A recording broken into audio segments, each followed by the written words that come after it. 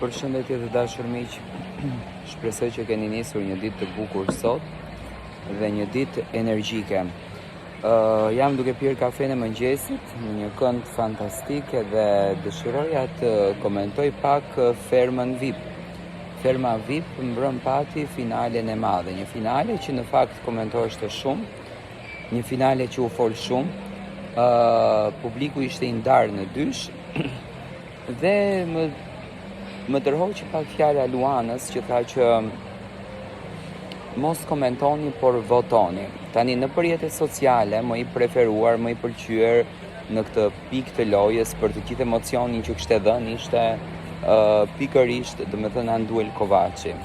Tani në anën tjetër kishim edhe këtë Andrean i cili ishte shumë i preferuar dhe duar trokitur nga publiku.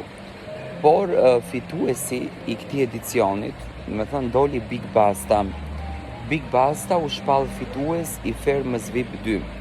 Tani që Big Basta ka një lloj magjie në këtë televizion, këtë as nuk e diskutoj fare unë, sepse që në fillim ai pati një dashuri me Besën, pati një martesë nga ky televizion dhe siç duket tashmë po i qëndron besnik edhe tash të quajturës suksesit që ai mori.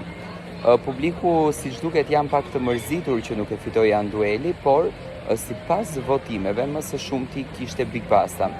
Big Basta ka treguar një djalë të qëndrueshëm, një djalë me edukat, një djalë të mirë, jo një djalë i tepruar, domethënë një dashuri fantastike, një moment i këndshëm i suksesit të tij, domethënë rikthimi i Big Bastës ishte duhej të bëhej dhe tashmë të shohim me çfarë projekti do të na vi dhe se si Big Basta do të ngjitet në skenë. Faleminderit shumë.